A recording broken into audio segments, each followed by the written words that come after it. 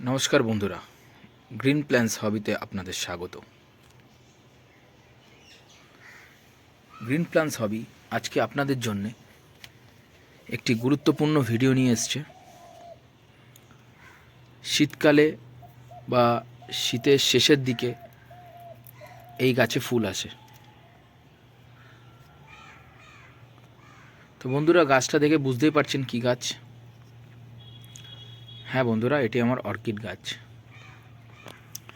তো বন্ধুরা দেখুন, এগুলো কিছু নতুন চারা আমি অর্কিডের বসিয়েছি, আর কিছু পুরনো, এগুলো বলতে পারেন নতুন, খুব একটা পুরনো নয়। আর কিছু পুরনো অর্কিডও আছে আমার কাছে, যেমনি ধরুন এইটা অনেক পুরনো অর্কিড, বড় হয়েছে দেখতে পাচ্ছেন বেশ। আর এইটি একটি অর্কিড। আমার আরও কিছু অর্কিড আছে, আমি আপনাদের দেখাচ্ছি। দেখুন, এটি হচ্ছে একটি ফক্সটেল, আর এই একটি ফক্সটেল। এটি একটি ভেন্ডা অর্কিড, এটাও ডেনড্রোবিয়ান।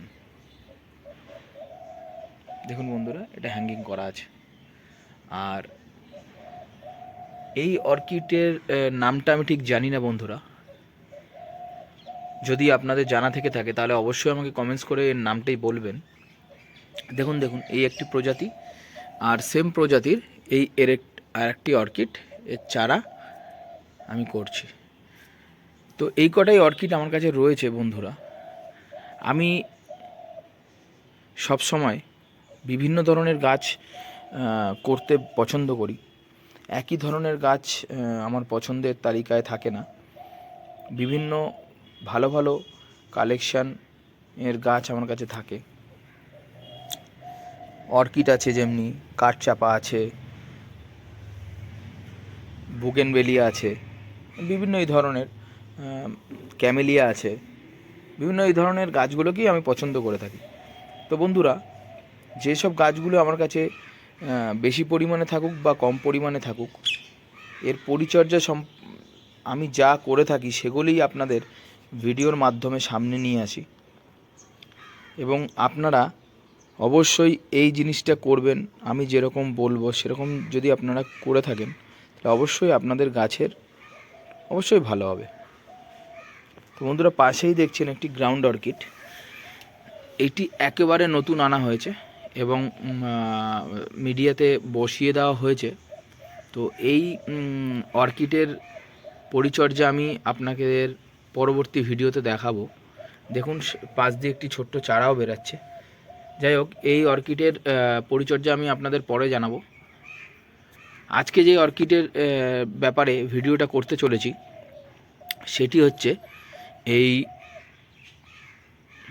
ডেনড্রোবিয়ান অর্কিড।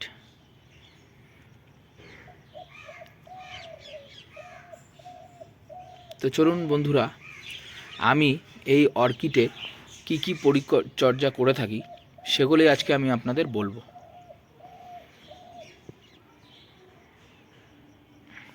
তো বন্ধুরা, এই অর্কিডগুলো দেখছেন, শীতকাল বলে আপনি খেয়াল করতে পারছেন হয়তো এই পাতাগুলো কিছুটা শুকিয়ে মানে হলুদ হয়ে গেছে। এগুলো সাধারণত খুব জলের অভাবে হয়ে থাকে। শীতকাল বলে এমনিতেও জল কম দেওয়া হয় গাছে, অর্কিডে এমনিতেও জল কম দেওয়া উচিত। যাই হোক, সেই কারণে হয়তো পাতাগুলি হলুদের আকৃতি নিয়েছে। হ্যাঁ বন্ধুরা, এবার আপনাদের আমি একটা কথা বলছি। যেমনি আমি এখানে 20-20-20 ডি এনপিকে আমি ইউজ করে থাকি। সাধারণত একটাই এনপিকে ইউজ করি, সেটা হচ্ছে 20-20-20। এই 60টাই আমি এদের দিই, আর কোনো কিছু দিই না বন্ধুরা। আর একটা জিনিস আমি এদের দিয়ে থাকি, সেটা হচ্ছে সিউইডের স্প্রে আমি করে থাকি মাঝে সাঝে এদের। এই হচ্ছে এদের পরিচর্যা। এদের এই গাছের করতে গেলে আপনাদের খাটনিও খুব কমই পড়ে, সে কারণে এই গাছ করা অত্যন্ত ভালো, কম খাটনিতে ভালো ফুল পাওয়া যায়।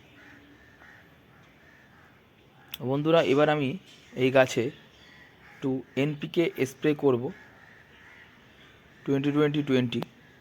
চলুন বন্ধুরা স্প্রে করে নিই।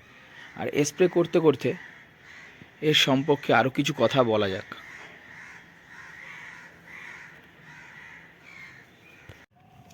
তো দেখুন বন্ধুরা, এটি হচ্ছে আমার 20-20-20 এনপিকে। তো এই এনপিকেটা দেখুন নুনের কালারের হয়, অনেক সময় পিঙ্ক কালারেরও হয়ে থাকে। যাই হোক, আর স্প্রে বোতল, এই আমার স্প্রে বোতল দেখুন, এটি একটি 1 লিটারের স্প্রে বোতল। আমি 700 মতন জল নিয়েছি। দেখুন এবার আমি কতটা মিশ্রণ করব। দেখুন বন্ধুরা, আমি এই পরিমাণ এনপিকে এই গাছে ইউজ করব। প্রত্যেকটি জলের মধ্যে গুলে প্রত্যেকটি অর্কিডে স্প্রে করে দেব। দেখুন বন্ধুরা, এই হচ্ছে আমার এনপিকে।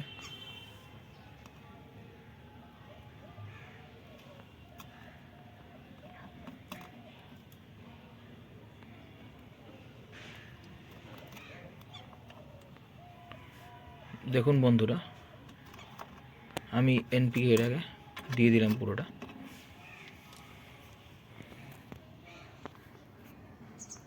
এবার এর মধ্যে দেওয়ার পরে ভালোভাবে ঝাঁকিয়ে জলের সঙ্গে মিশিয়ে নিলাম। এনপিকে নুনের মতন বলে, মানে দেখতে বলে, আর খুব তাড়াতাড়ি এমনি এরা জলের সঙ্গে গুলে যায়। তো দেখুন বন্ধুরা, এই হচ্ছে আমার এনপিকে মেশানো হয়ে গেছে এবং এবার আমি গাছে স্প্রে করছি। আপনারা অবশ্যই এইভাবে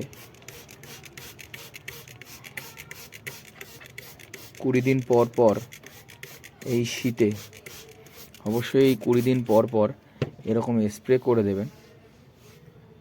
তাহলে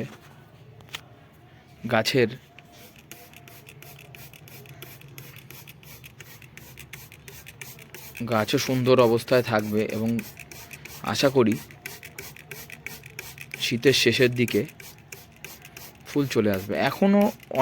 এখনই অর্কিড গাছে, যেমনি শীতের সময় অনেক অর্কিড গাছে ফুল চলে আসে, ফুল হয়।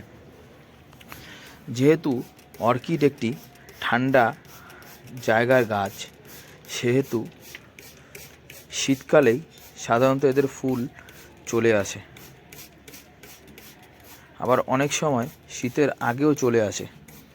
শীতকালে বেশি এদের ফুল দেখা যায় বন্ধুরা।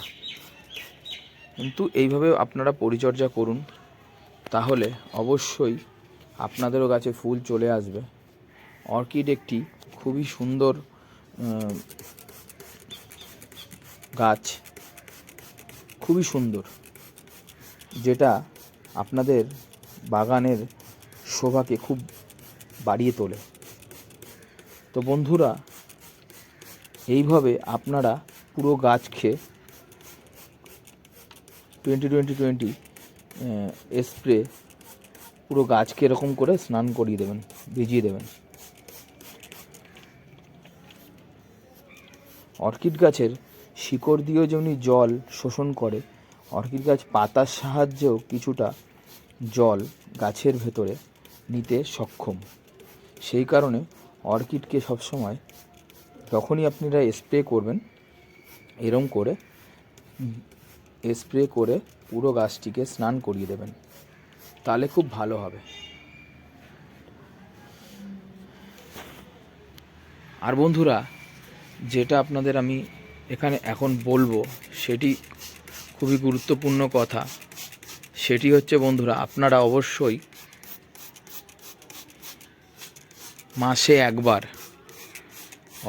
মাসে একবার বন্ধুরা আপনারা অর্কিডকে ফাঙ্গিসাইড স্প্রে করবেন। অবশ্যই আপনারা অর্কিডে ফাঙ্গিসাইড স্প্রে করবেন। এবার ফাঙ্গিসাইড স্প্রে করার পদ্ধতিটা আমি আপনাদের বলে দিচ্ছি। তো দেখুন বন্ধুরা, পুরোপুরি আমি স্প্রে করে ভিজিয়ে দিয়েছি, স্নান করে দিয়েছি সব গাছকে 20-20-20 এনপিকের মিশ্রিত জল দিয়ে। তো বন্ধুরা, এবার যেটা বলছিলাম ফাঙ্গিসাইডের ব্যাপারে, সেটা হচ্ছে আপনারা অবশ্যই মাসে একবার ফাঙ্গিসাইড এই গাছকে দেবেন। তাহলে কী হবে, কোনো রকম ফাঙ্গাসের অ্যাটাক হবে না। কিন্তু বন্ধুরা, অনেক বন্ধুরাই বলে থাকেন যে ফাঙ্গিসাইড 15 দিন অন্তর অন্তর বা মাসে দেওয়ার কথা। আমার মতে আপনারা ফাঙ্গিসাইডটা 1.5 মাস অন্তত বা 2 মাস অন্তত দিতে পারেন, ঠিক আছে। 1 মাস অন্তত দিতে পারেন, কোনো অসুবিধা নেই, কিন্তু 15 দিন অন্তত দেবেন না, কারণ অত ফাঙ্গিসাইডের দরকার হয় না সাধারণত। ফাঙ্গিসাইড মাসে একবার কি 2 মাসে একবার দিলেই হয়। তো বন্ধুরা, এই ছিল আমার ভিডিও, খুবই একটি ছোট ভিডিও। আপনাদের যদি ভালো লেগে থাকে তাহলে অবশ্যই লাইক দেবেন আমার ভিডিওটাকে, এবং যারা আমার চ্যানেলে নতুন এসেছেন তারা অবশ্যই আমার চ্যানেলটিকে সাবস্ক্রাইব করবেন। অনেক বন্ধুরাই আছেন যারা ভিডিও দেখে চ্যানেল থেকে চলে যান কিন্তু সাবস্ক্রাইব করেন না। তাদের অনুরোধ রইল অবশ্যই চ্যানেলটিকে সাবস্ক্রাইব করবেন, তাহলে আরও ইন্টারেস্টিং ভিডিও আপনারা দেখতে পারবেন। মজার গাছের সম্পর্কে অনেক ভিডিও আপনারা দেখতে পারবেন। তো এই ছিল আমার ভিডিও, আজকে ভিডিও এই পর্যন্তই। আমার ভিডিওটা দেখার জন্য ধন্যবাদ।